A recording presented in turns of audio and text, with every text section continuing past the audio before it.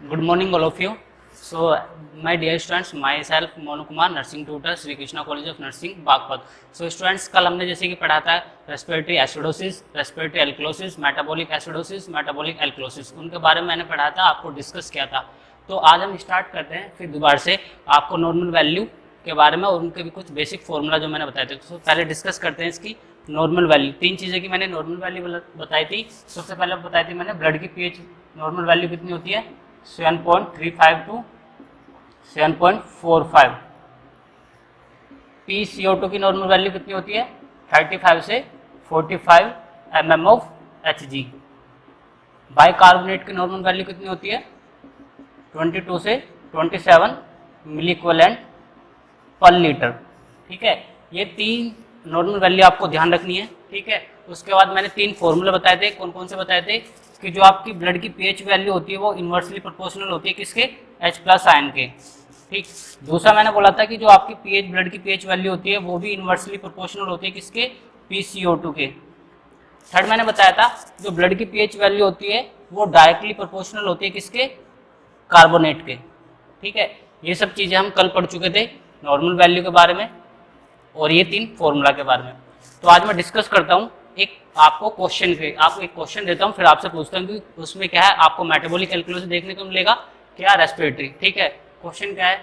Suppose blood की pH है आपको 7.31 दी है, PCO2 दिया है आपका 51 और आपको कार्बोनेट की वैल्यू दी गई है आपको 25. इस तरह से आपको क्या है वैल्यू दी जाएगी. फिर आपसे पूछा जाएगा कि बताइए इसमें आपको क्या देखने को मिलेगा. रेस्पिरेटरी एल्क्लोसिस देखने को मिलेगा, रेस्पिरेटरी एसिडोसिस देखने को मिलेगा, मेटाबॉलिक एल्क्लोसिस देखने को मिलेगा, मेटाबॉलिक एसिडोसिस देखने को मिलेगा. तो फर्स्टली मैं डिस्कस करता हूं कि आपको एल्क्लोसिस या फिर एसिडोसिस जब भी आप पहले क्वेश्चन को सोल्व आउट करो तो पहला हमेशा आपको ध्यान रखना है कि आपको ब्लड की पीएच वैल्यू पे ध्यान रखना है कि ब्लड की पीएच वैल्यू कितनी होती है 7.35 से 7.45 होती है. तो यहाँ पे कितनी है ब्लड की पीएच वैल्यू कितनी है 7.31. तो इससे क्या है कम है, तो ब्लड किस तरफ मूव कर रहा है एसिडिक मीडियम में. तो यहाँ पे क्या है आपको एसिडोसिस तो हो गया, ये तो कंफर्म हो गया कि एसिडोसिस होगा. अब नेक्स्ट क्वेश्चन ये अराइज होगा कि इसमें क्या है रेस्पिरेटरी एसिडोसिस देखने को मिलेगा कि मेटाबॉलिक एसिडोसिस देखने को मिलेगा. तो यहाँ पे देखिए PCO2 की नॉर्मल वैल्यू कितनी होती है 35 से 45. तो यहाँ पे क्या है 51 है, तो ये क्या है एबनॉर्मल है. कार्बोनेट की नॉर्मल वैल्यू कितनी होती है 22 से 27, यहाँ पे कितनी है 25, ये क्या है नॉर्मल है. तो यहाँ पे जो एबनॉर्मल है वो कौन है PCO2. और PCO2 का जो आपका इंडिकेटर कौन सा रेस्पिरेटरी इंडिकेटर है. तो यहाँ पे पेशेंट के अंदर क्या देखने को मिलेगा रेस्पिरेटरी एसिडोसिस. ठीक है, किस तरह से, क्योंकि मैंने बोला था पीएच जो होती है वो इन्वर्सली प्रोपोर्शनल होती है किसके PCO2 के. मतलब यहाँ पे ब्लड की पीएच है वो क्या है कम हो रही है और यहाँ पे PCO2 की वैल्यू क्या है बढ़ रही है. पीएच की वैल्यू क्या है कम हो रही है और यहाँ पे क्या है PCO2 की वैल्यू क्या है ज्यादा हो रही है. इस वजह से यहाँ पे पीएच की वजह से यहाँ पे क्या है एसिडोसिस देखने को मिलेगा और कौन सा रेस्पिरेटरी एसिडोसिस देखने को मिलेगा. ठीक, अब क्या होता है, ये तो एक सिंपल क्वेश्चन हुआ. फिर से आगे यदि मैं बात करूँ इससे पूछा जाता है कि इस पेशेंट के अंदर कंपनसेटरी रेस्पिरेटरी एसिडोसिस देखने को मिलेगा या फिर अनकंपनसेटेड रेस्पिरेटरी एसिडोसिस देखने को मिलेगा या पार्शियली अनकंपनसेटेड रेस्पिरेटरी एसिडोसिस देखने को मिलेगा. ठीक है, तो यदि मैं बात करूं आपको तीन चीज़ों को और फर्दर ध्यान करना है. डिस्कस करने से पहले मैं बता देता हूं कि आपको कब कब कंपनसेटेड देखने को मिलेगा, कब अनकंपनसेटेड और कब पार्शियली अनकंपनसेटेड देखने को मिलेगा. ठीक, यदि मैं बात करूं कंपनसेटेड, तो कंपनसेटेड में क्या है आपका पीएच जो होगी आपकी नॉर्मल होगी और आपका PCO2 या फिर बाइकार्बोनेट की वैल्यू इन दोनों में से क्या है ये दोनों एबनॉर्मल होगी. ठीक है, उसके बाद यदि मैं बात करूं पार्शियली कंपनसेटेड के अंदर आपको क्या है पीएच की ब्लड की पीएच वैल्यू भी क्या है आपको एबनॉर्मल देखने को मिलेगी PCO2 की वैल्यू भी आपको क्या है एबनॉर्मल देखने को मिलेगी और कार्बोनेट की वैल्यू भी आपको क्या है एबनॉर्मल देखने को मिलेगी। यदि मैं बात करूं अनकंपनसेटेड, तो यहाँ पे क्या है ब्लड की पीएच वैल्यू आपको क्या है एबनॉर्मल देखने के लिए मिलेगी और PCO2 या फिर सोडियम बाइकार्बोनेट में से दोनों में से आपको एक वैल्यू क्या है नॉर्मल देखने को मिलेगी। ठीक है, जैसे मैंने पहला क्वेश्चन मैंने बताया था कि आपको रेस्पिरेटरी एसिडोसिस वाला, उसी क्वेश्चन को मैं आपको एक बार दोबारा से रिपीट करता हूँ। जैसे कि मैंने ब्लड की पीएच वैल्यू वहाँ पे बताई थी 7.15 है और आपको PCO2 की वैल्यू वहाँ पे 51 दी थी और वहाँ पे बाइकार्बोनेट की वैल्यू आपको क्या है 25 दी थी। इस चीज़ को मैंने बताया था कि यहाँ पे आपको क्या है रेस्पिरेटरी एसिडोसिस देखने को मिलेगा। फिर आपसे पूछा जाएगा कि कौन सा देखने को मिलेगा, कंपनसेटेड रेस्पिरेटरी एसिडोसिस देखने को मिलेगा, पार्शियली कंपनसेटेड रेस्पिरेटरी एसिडोसिस देखने को मिलेगा या फिर अनकंपनसेटेड रेस्पिरेटरी एसिडोसिस देखने को मिलेगा। तो देखिए यहाँ पे जो ब्लड की पीएच वैल्यू है 7.31 है, तो ये क्या है आपका एबनॉर्मल है, ये एबनॉर्मल हुई एबनॉर्मल। और आपका PCO2 जो है उसकी नॉर्मल वैल्यू कितनी होती है 35 से 45, तो यहाँ पे कितनी है 51, तो ये भी क्या है आपका एबनॉर्मल है। यदि मैं बोलूं बाइकार्बोनेट की नॉर्मल वैल्यू कितनी होती है 22 से 27, यहाँ पे कितने है 25, तो ये क्या है आपका नॉर्मल वैल्यू के अंदर है।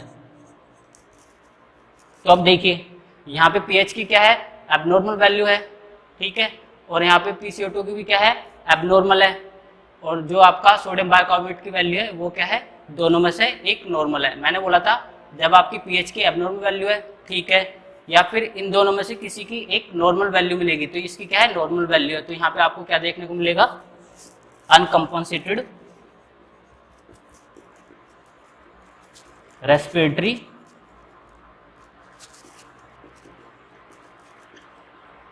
एसिडोसिस। ठीक है, ये आपको क्लियर हुआ क्योंकि यहाँ पे पीएच की वैल्यू क्या है एबनॉर्मल है। फिर मैंने बताया था अनकंपनसेटेड में से आपको क्या है या तो PCO2 में से या फिर बाइकार्बोनेट दोनों में से एक की वैल्यू आपको क्या है नॉर्मल मिलेगी। तो यहाँ पे क्या है PCO2 में से या सोडियम बाइकार्बोनेट से आपको एक की वैल्यू नॉर्मल है, इस वजह से यहाँ पे क्या है आपका अनकंपनसेटेड रेस्पिरेटरी एसिडोसिस है। फिर यदि मैं बात करूं यदि ब्लड की पीएच वैल्यू आपका 7.31 है, आपका PCO2 की वैल्यू आपका 53 है या बाइकार्बोनेट की वैल्यू आपको 30 है, तो आपसे पूछा जाएगा कि यहाँ पे आपको क्या देखने को मिलेगा। तो यहाँ पे क्या है आपकी ब्लड की पीएच वैल्यू वो क्या है वो भी एबनॉर्मल है, PCO2 की वैल्यू वो भी क्या है एबनॉर्मल है, सोडियम बाइकार्बोनेट की वैल्यू वो भी क्या है एबनॉर्मल है। तो यहाँ पे आपको क्या देखने को मिलेगा, यहाँ तीनों चीज़ें क्या है एबनॉर्मल है। तो यहाँ पे ब्लड की पीएच वैल्यू भी एबनॉर्मल है, PCO2 की वैल्यू भी एबनॉर्मल है और सोडियम बाइकार्बोनेट की वैल्यू भी एबनॉर्मल है। तो यहाँ पे आपको क्या देखने को मिलेगा पार्शियली अनकंपनसेटेड रेस्पिरेटरी एसिडोसिस। तो क्या देखने को मिलेगा पार्शियली अनकंपनसेटेड रेस्पिरेटरी एसिडोसिस। ठीक है, इस तरह से आप क्या है स्टूडेंट्स क्वेश्चन को सोल्व आउट कर सकते हो। तो ये कुछ मैंने क्वेश्चन कराए थे जो मैंने कल पढ़ाया था, उसका एक बार मैंने रिवीजन भी कराया और आपको कुछ क्वेश्चन भी सोल्व आउट कराए कि आपको किस तरह से क्वेश्चन सोल्व करने हैं। ठीक है, अब बात करते हैं एबीजी एनालिसिस के अंदर हम डायग्नोसिस करते हैं। डायग्नोसिस करने के लिए एक टेस्ट करते हैं जिसका नाम है एलन टेस्ट।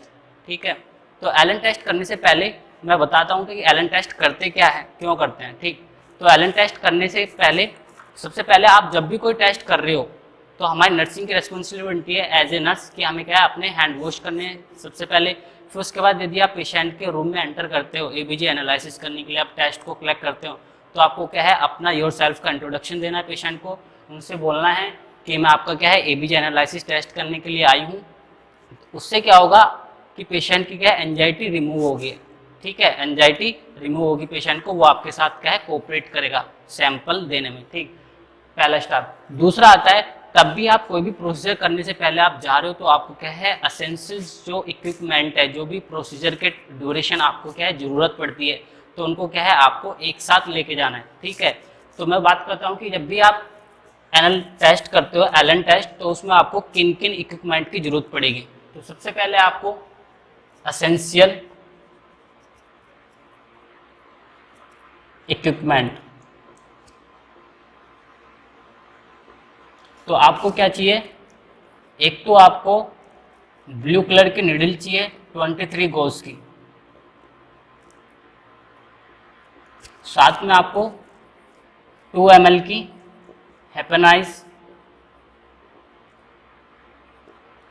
सिरिंज चाहिए, साथ में क्या है आपको लोकल एनेस्थीसिया चाहिए, ठीक है। ये सब क्या है आपको गोज पीस चाहिए,